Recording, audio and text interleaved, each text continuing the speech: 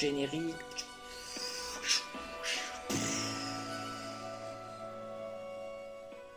Bonjour à tous, c'est Florimond, j'espère que vous allez bien. Aujourd'hui on va parler de la saga Phobos de Victor Dixon.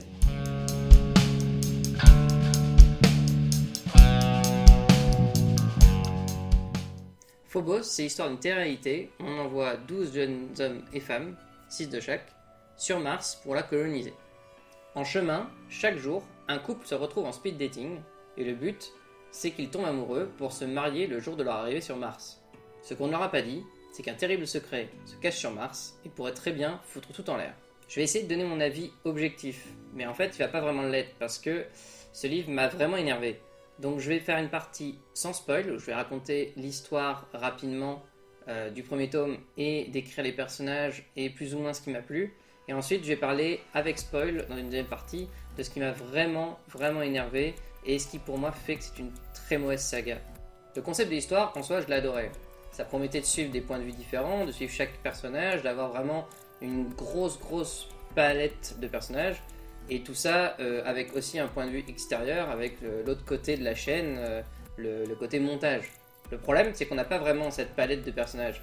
Parce que, je vais y venir, en fait, on ne suit qu'un seul vrai personnage pendant toute l'histoire du côté télé-réalité. L'héroïne, c'est Léonore. C'est une Française, grande rousse, très jolie. Et on la suit pendant toute l'histoire, avec son point de vue surtout.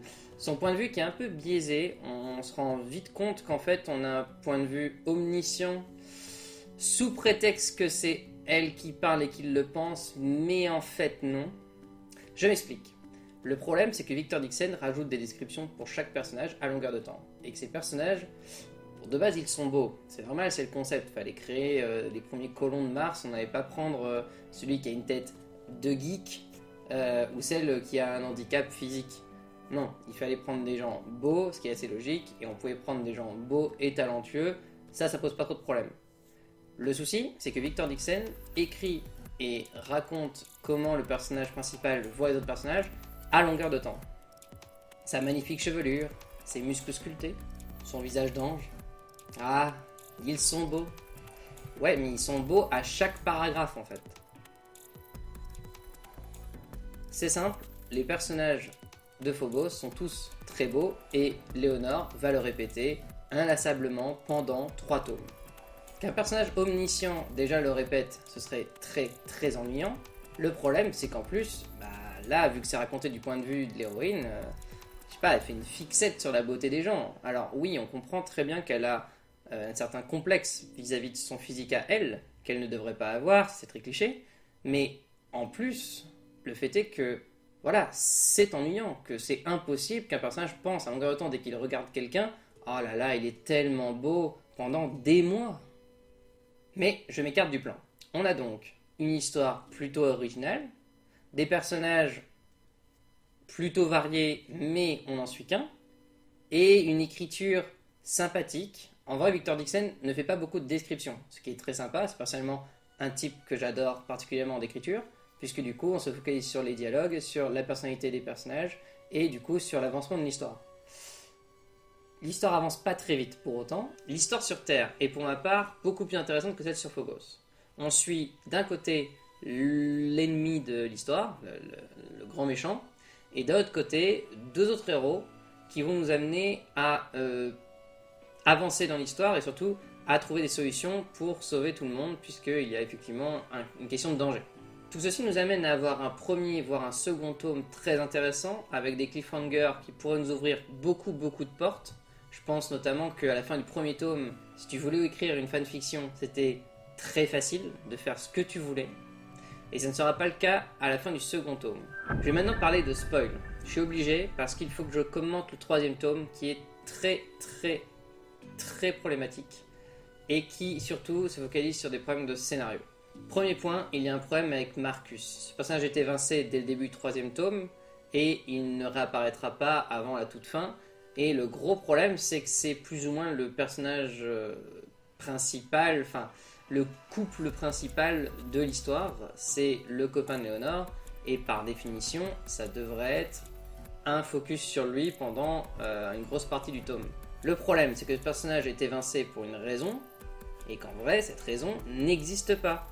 Il a menti pour qu'on en arrive là, Et on se retrouve avec un personnage vide, mais de sens, et d'objets et de scénar. Ce personnage ne sert à rien. Et du coup, le couple entier de Léonore ne sert à rien, mais pire encore, Léonore elle-même réalise que le tome 3 ne sert à rien. Les actions qu'on raconte à partir de 20% du tome 3 n'ont pour but que d'être annulées à la fin. Finalement, on aurait pu refaire tout le tome 3. Elle le dit que ça a servi à rien, et nous, en tant que lecteurs, on trouve qu'on a lu pour rien. Marcus finit bien là où il devait finir. Le problème, c'est qu'entre les deux, on a eu Mozart, quoi. Et alors là, question personnage énervant à souhait. Je passe sur Alexei, le gros cliché, mais qui aurait pu être intéressant s'il n'avait pas été jumelé avec le pire personnage de l'histoire, à savoir Chris. J'ajoute quand même un petit plus à Samson, qui lui est un personnage très intéressant et qui rajoute beaucoup de relief aux autres personnages, y compris à Mozart. Et j'en arrive à la plus grosse déception de ces 3 tomes, 4 si on compte les origines, Kenji.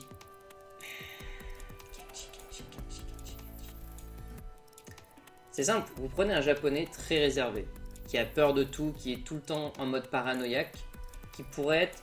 Mais ce personnage aurait dû avoir un point de vue carrément dans l'histoire, parce que du coup il a ce regard de l'extérieur qui fait qu'il est toujours sur le qui-vive. Ça aurait pu vraiment être passionnant, surtout qu'il a beaucoup de rebondissements grâce à lui, qu'il renvoie plusieurs fois à des solutions, donc c'est vraiment un bon personnage. Et Victor Dixon l'efface de son histoire. Juste après Marcus, personnage déjà qu'on trouvait essentiel à l'histoire qui disparaît, maintenant c'est Kenji. On se retrouve avec les 2 meilleurs rôles masculins de l'histoire qui sont effacés de l'histoire, tout simplement. Et on pourrait se dire, il va revenir, tout ça, mais non. Je vous le dis, ça faisait 2 tomes que j'espérais qu'on trouverait des aliens dans Phobos. En fait, pour moi, l'arrivée sur Mars, tout ça, c'était très intéressant, mais je voulais plus. Je voulais de la science-fiction, de la vraie, et pas seulement quelqu'un qui va sur la Lune. Parce que c'est exactement ça l'histoire au final. On pouvait aller sur la Lune, c'était la même chose, à part qu'il n'y a pas de tempête sur la Lune. Ok. Moi, je voulais un truc, soit quelque chose de minéral, une nouvelle technologie qui s'inspirait. Il y avait beaucoup de recherches sur le médical, où on avait beaucoup de rôles différents dans les colons. Du coup, je me disais que peut-être l'un d'eux allait faire une grosse découverte. Non, rien du tout. On n'a pas d'aliens, on n'a pas de minéraux, on n'a rien du tout à part des pommes de terre. Revenons à Kenji. Il est là parce qu'il est l'élu d'une secte qui va essayer de rencontrer des aliens, les premiers, les Hills. Au final, il ne rencontre personne, il disparaît, on n'a carrément pas de retour. Alors, je veux bien qu'il y ait un tome 4 en préparation, en écriture ou ce que vous voulez, mais personne ne veut lire la suite. Pourquoi ? À la fin de ce tome 3, il y a l'explosion des dômes de Mars. Pas de Phobos, hein. J'y reviendrai plus tard, mais pas de Phobos, de Mars. On se retrouve sans technologie, sans moyen de vivre sur Mars, donc toute la colonie est détruite. Les gens sont obligés de revenir sur Terre. Léonore dit elle-même qu'elle a un avenir sur Terre, avec Mozart et pas Marcus, forcément. Et on se retrouve donc sans Phobos. Je veux dire, l'essence du roman, la colonie sur Mars. Petit aparté, Phobos, c'est la lune de Mars. On le dit au début du tome 1. Du coup, on pense forcément qu'à un moment, ils vont aller sur Phobos, d'une façon ou d'une autre. Si dans le tome 4, ils y vont, mon Dieu, quoi. C'est-à-dire, ça servait à rien de l'appeler Phobos, vraiment. C'est-à-dire, ça fait 3 tomes qui s'appellent Phobos pour rien. Pour rien. C'est-à-dire, il n'y a aucune allusion possible. Il n'y a rien. Il s'appelle Phobos, il aurait pu s'appeler Dune. C'était la même chose. Pourquoi j'aurais envie de continuer Phobos alors qu'il n'y a plus rien de Phobos dedans ? Qu'ils doivent soit revenir sur Terre, soit peut-être aller effectivement sur Phobos, mais il n'y a plus Mars dedans. Tout simplement. Et du coup, Kenji, même s'il revenait maintenant, alors qu'il n'a pas eu de fin, pas eu de mort, pas eu rien, qui a disparu pendant 200 pages, on s'en fout complètement de sa tronche, même s'il revenait avec des aliens maintenant, mais c'est trop tard. C'est beaucoup trop tard. Le tome a duré déjà un de trop, mais là on va pas m'en rajouter un pour faire enfin les vraies fins qu'il aurait dû avoir au premier.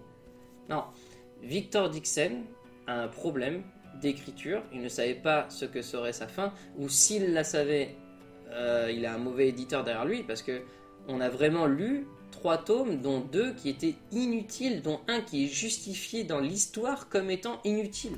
Enfin, je vais revenir sur des points positifs. Sur Terre, c'est très très intéressant. On a un côté très facile avec la dictatrice en devenir dès le tome 1 qui devient finalement une Palpatine. Mais ça, c'était vu à 10 km. Mais en fait, c'est très sympa. Voilà, c'est très sympa, on va pas se le cacher.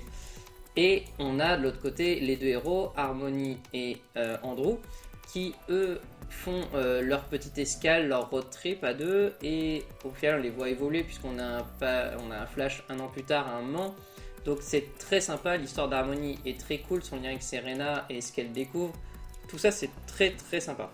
Le problème, c'est qu'en fait on aurait dû avoir une histoire qu'avec eux limite, genre 2 tomes séparés. Parce que là, moi les chapitres avec Léonore, mais je l'ai passé, mais je les zappé d'une force. Pouf. Alors que du coup, Andrew et Harmony, je trouve qu'ils ont une vraie histoire. Ça va d'un point A à un point B, et puis ils avancent dans l'histoire, et puis ils aident vraiment, puis ils écrivent pas pour rien. Enfin, je vais parler du tome Origine. C'est une bonne idée. En fait, quand j'ai fini le tome 1, je me suis dit, il faudrait vraiment des trucs sur les autres passagers que Léonore, parce que là, on n'en sait rien sur eux, ils ont aucune personnalité ou presque. Finalement, Victor Dixon a écrit celui sur les garçons.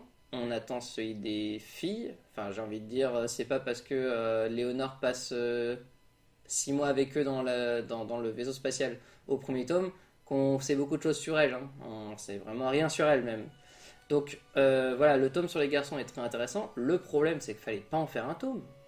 Le concept du tome, qui est répété dans le tome 3 d'ailleurs, c'est que c'est des pages de publicité où on voit des moments de vie avant le vaisseau spatial et l'envoyer sur Mars. Donc, il fallait les mettre dans le tome 1, 2 et 3, les disperser avec des révélations, vu qu'à la fin, forcément, par exemple, celle de Kenji spoil à fond, ou celle de Marcus aussi, un petit peu. Donc, voilà, il fallait les mettre dans les tomes de base, pas les mettre dans un tome à part. Ça servait à rien. Ce tome est inutile du coup, à part nous spoiler un peu le tome 3 justement. Enfin, je veux dire, la révélation sur Kenji, le fait qu'il fasse partie d'une secte, c'est ultra ultra intéressant. Sauf que c'est balancé comme un cheveu dans la soupe dans le tome 3, puisque tu es censé avoir lu le tome origine avant. Mais en vrai, il fallait juste placer des petits éléments. Pendant tous les tomes 1 et 2, on n'a jamais entendu parler de cette secte. Jamais. C'est impossible, sachant que dans le tome 3, on dit bien qu'une secte grandit depuis des mois. Enfin, je veux dire, faut être réaliste à un moment. Donc manque vraiment beaucoup d'éléments de ce genre qui auraient dû être dans le tome de base. Voilà, disséminés en gros. Victor Dixon, il a écrit un peu vite son histoire, son univers, il l'a construit au fur et à mesure plutôt que de le penser d'abord et de disséminer les informations. Non, voilà, on n'a pas de fusil de Tchekhov en vrai. Tout ça pour dire que Phobos est une énorme déception. Pour moi, c'est même la plus grande que j'ai jamais eue. On part d'un concept très intéressant et on arrive à une fin bâclée où on supprime 2 des meilleurs personnages et pour rien du tout. Et on se retrouve comme lecteur à être nu à lire l'histoire de Léonore qui est chiante à souhait au bout d'un moment parce que en fait tout se résume à un fucking triangle amoureux, voire même carré amoureux à un moment. Et tout est surfait. Chris et Alexei, mon dieu, les pires clichés de la Terre. Et en plus, ça faisait 2 tomes qu'on disait que quelqu'un est tombé enceinte. Et forcément, c'était soit Chris, soit Léonore. Mais vu que Léonore a des problèmes de couple comme jamais, mais c'était évident que ce serait Chris. Enfin bref, c'était pas de la grande lecture. Je ne comprends pas pourquoi on parle autant de Phobos. Je comprends pas comment on en est arrivé là à le mettre sur autant un piédestal. Même si, effectivement, je pense qu'il y a beaucoup qui critiquent le tome 3 aussi. Mais voilà, c'est vraiment un problème, Phobos. C'est pas du tout un bon exemple d'écriture ni de scénario. Par contre, c'est un bon élément de pitch. C'est-à-dire que là, on pourrait vraiment écrire beaucoup de fanfiction à la fin du tome 1. Parce que la fin du tome 1 est vraiment très ouverte, très intéressante. Puisqu'au final, on a le choix que les personnages doivent faire au début du tome 2. Et ça, c'était très, très, très captivant. On avait vraiment envie de le lire. Alors moi, bien sûr, j'ai lu les 3 à la suite.